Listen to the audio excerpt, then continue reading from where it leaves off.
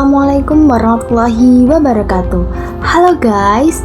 Nah, jumpa lagi nih dengan saya Zahra Lutfiana, mahasiswa program studi Tadris Matematika UIN Jurai Siko Lampung.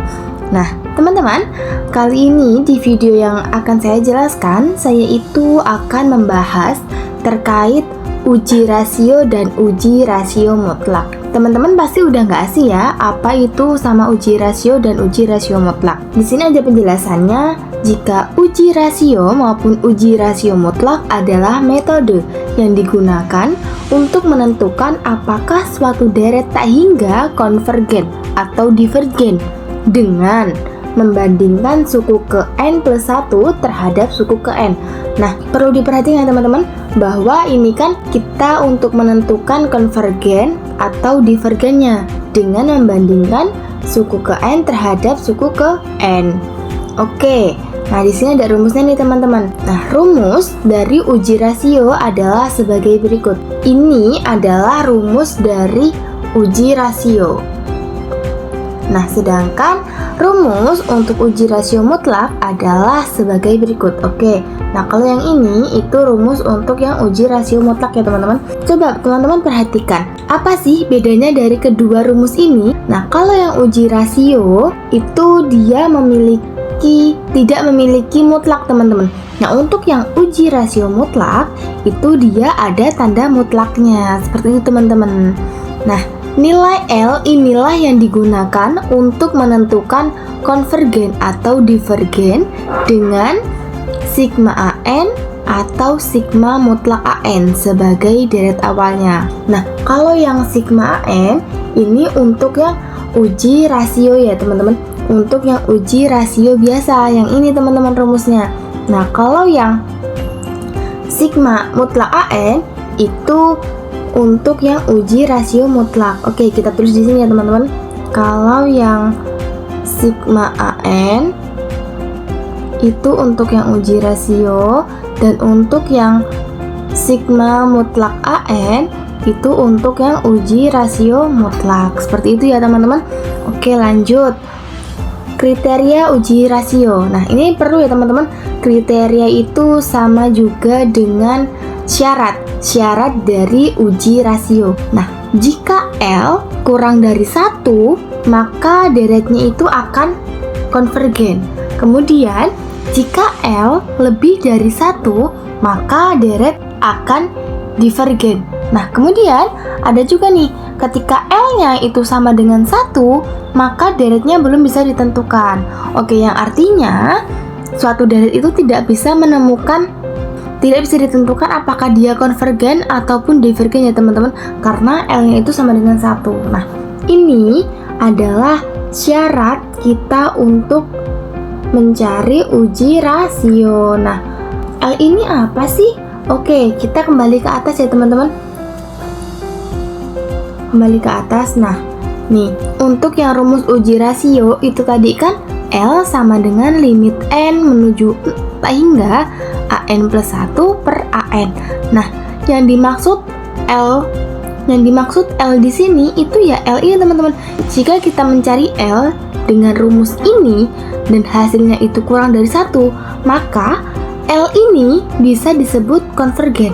Nah, ketika L ini hasilnya lebih dari 1, maka rumus ini bisa disebut divergen. Nah, ketika L ini dan hasil dari ini adalah 1, yang artinya L sama dengan 1, maka deret ini nanti, deret yang kita kerjakan menggunakan rumus ini, itu belum bisa ditentukan apakah dia konvergen ataupun divergen. Seperti itu teman-teman. Sama halnya dengan yang mutlak ya teman-teman. Cuma bedanya tadi kalau yang rasio mutlak itu di rumus AN-nya itu diberikan tanda mutlak. Sama aja kayak yang di sigmanya ini ya teman-teman, itu kan diberi tanda mutlak. Oke, kita lanjut teman-teman. Lalu, apakah perbedaan antara uji rasio dengan uji rasio mutlak? Nah, perbedaannya yaitu terletak pada rumus dan bentuk soalnya. Nah, teman-teman tadi kan udah kita singgung ya teman-teman, bahwa bedanya uji rasio dengan uji rasio mutlak itu terletak pada bentuk rumus dan bentuk soalnya. Nah, rumusnya tadi iya teman-teman ya, terlihat ya kalau yang uji rasio biasa itu tidak ada mutlaknya. Kalau yang uji rasio mutlak itu ada tanda mutlaknya. Oke, kita lanjut ke contoh soal ya teman-teman. Oke, kita ke contoh soal yang pertama ya teman-teman. Nah, di sini kita diberikan soal tentukan deret berikut. Sigma 3 pangkat n per n faktorial. Apakah itu konvergen ataupun divergen? Nah, penyelesaiannya kita menggunakan uji rasio. Teman-teman perhatikan ya, bahwa di sini itu sigma n 3 pangkat n per n faktorial. Nah, itu kita menggunakan uji rasio. Oke, yang pertama AN itu kan bentuk soal ini ya teman-teman. Jadi AN itu bentuk soal yang awal. Nah, kemudian untuk yang N plus 1 itu N yang ada di soal awal itu ditambahkan dengan 1. Nah, ini tadi kan awalnya 3N per N faktorial. Nah, kemudian ditambahkan dengan 1, maka menjadi 3N plus 1 per N faktorial ini menjadi N plus 1 faktorial. Oke, lanjut. Maka setelah kita menentukan AN dan AN plus 1, itu kita masukkan ke dalam rumus yang tadi teman-teman. Rumus L, yaitu limit N mendekati tak hingga AN plus 1 per AN. Oke, tadi kita ketahui ya teman-teman, kalau yang AN plus 1 itu sama dengan 3 pangkat N plus 1 per N plus 1 faktorial. Oke, kita masukkan ke dalam sini. Nah, selanjutnya untuk yang AN itu 3N per N faktorial. Kita masukkan ke dalam yang bagian penyebutnya. Selanjutnya, supaya lebih mudah menghitungnya teman-teman, ini kan awalnya 3 pangkat N ya, 3 pangkat N per N faktorial.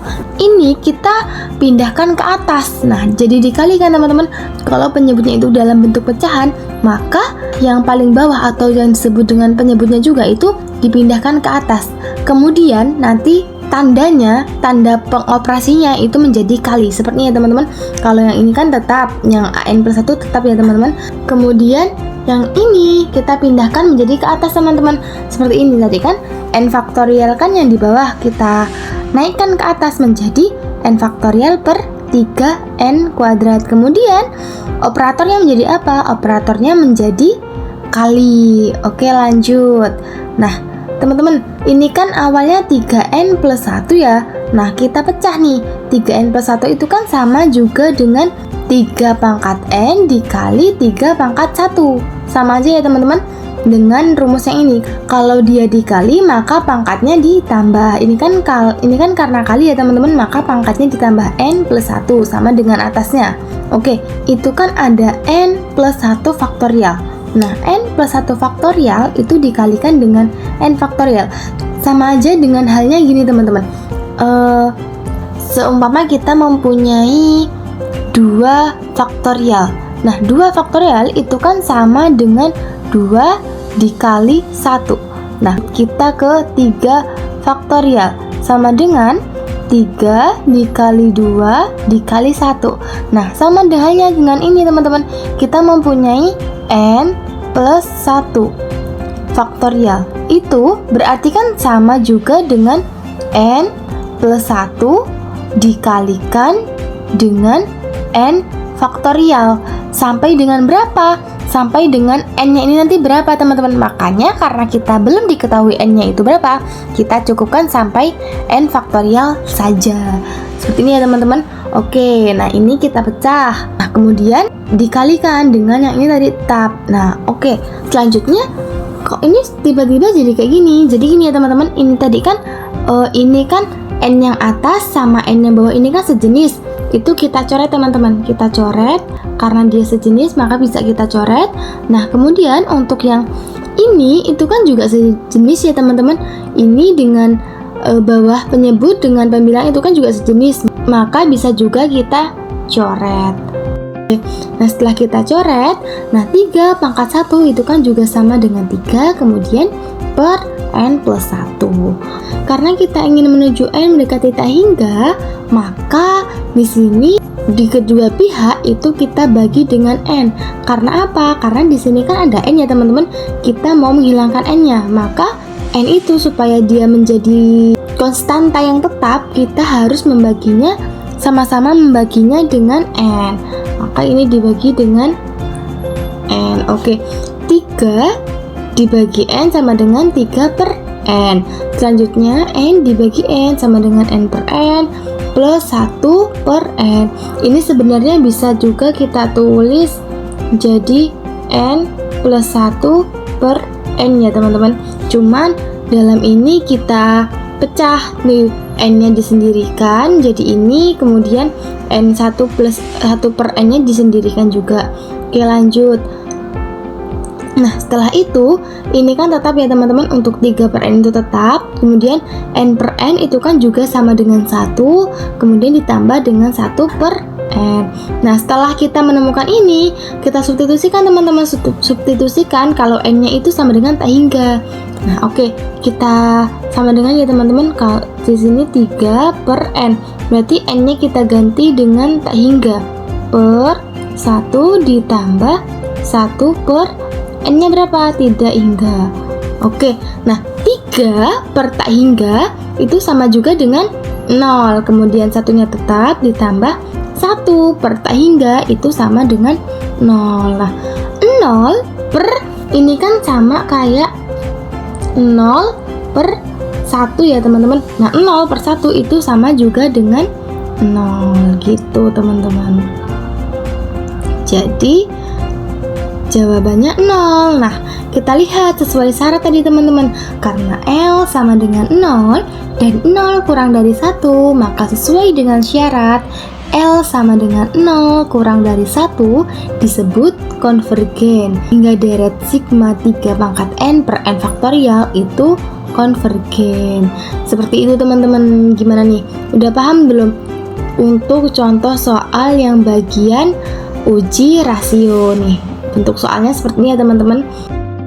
Oke, kita lanjut ke contoh soal yang nomor 2 ya teman-teman. Nah, di sini ada soal tentukan deret berikut. Sigma min 1 pangkat N plus 1 dikali 3 pangkat N per N faktorial. Apakah konvergen atau divergen? Nah, penyelesaiannya kita menggunakan uji rasio mutlak. Nah, teman-teman, perlu diketahui ya teman-teman, kalau kita menggunakan uji rasio mutlak itu di awal atau di soalnya itu ada negatifnya teman-teman, seperti ini.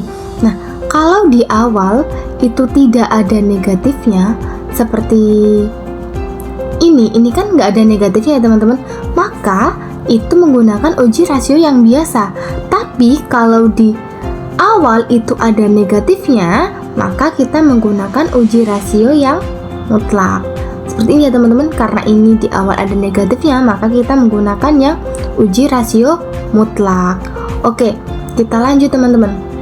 Pertama, ini kan diketahui AN. AN-nya berapa teman-teman? AN tadi rumus awal ya, soal awal. Nah, kemudian AN plus 1, sama kayak tadi teman-teman.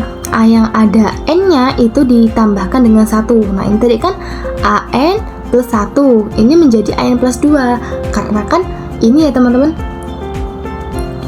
N plus 1. Kemudian ditambahkan lagi dengan yang ini, plus 1. Plus 1 sama dengan N plus 2. Nah, ini adalah dari sini. Jadilah ini ya teman-teman. Oke, lanjut.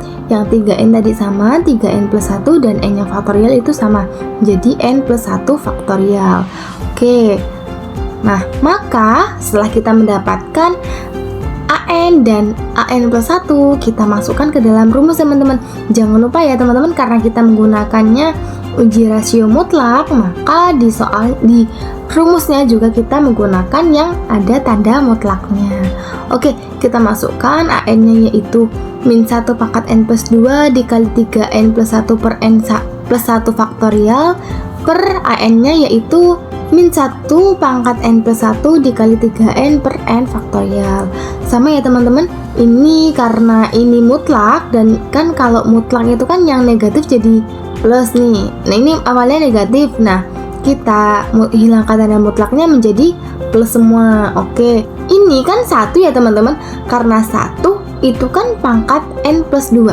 Oke, sekarang gini teman-teman, 1 dipangkatkan angka berapapun itu kan hasilnya tetap 1 ya teman-teman. Maka di sini kita tuliskan 1 saja, karena N mau dikalikan dengan 1000 kali lipat pun itu tetap 1. Seperti itu ya teman-teman. Oke, lanjut. Nah, karena ini 1 dikalikan dengan ini pasti fungsinya itu tetap, maka ini ditulis tetap ya teman-teman, tetap, ini juga tetap. Nah, sama dengan yang tadi, untuk yang 3 pangkat n per n faktorial itu kita pindahkan ke atas dengan dikali, dan n faktorialnya itu menjadi di atas, dan per 3 pangkat n dan operasinya yaitu menjadi kali. Oke, sama kayak tadi ya teman-teman, yang 3n dan plus 1 ini kita pisahkan menjadi 3 pangkat n plus 3 pangkat 1, dan yang n plus 1 faktorial itu juga kita pisahkan menjadi n plus 1 faktorial dikali n plus 1. Oke, sama kayak tadi ya teman-teman, karena ini sejenis maka kita coret, dan ini juga sejenis makanya kita coret. Oke, dan 3 pangkat 1 itu tinggal 3 per n plus 1. Lanjut. Nah, tadi karena ini penyebutnya n, karena kita akan mencari n itu sebagai huruf konstanta, maka ini sama-sama kita bagi dengan n semua. Oke, nah 3 dibagi n jadi 3 per n dibagi n jadi n per n, 1 dibagi n jadi 1 per n. Oke, lanjut. Ini 3 per n tetap, n per n itu menjadi 1, kemudian 1 per n itu tetap ya teman-teman, 1 per n. Oke, nah sekarang kita substitusikan nilai n-nya itu ke dalam ini. Seperti tadi ya teman-teman, itu 3 per n-nya berapa? N-nya tak hingga per 1 ditambah 1 per tak hingga. Nah, ini 3 per tak hingga itu berapa teman-teman?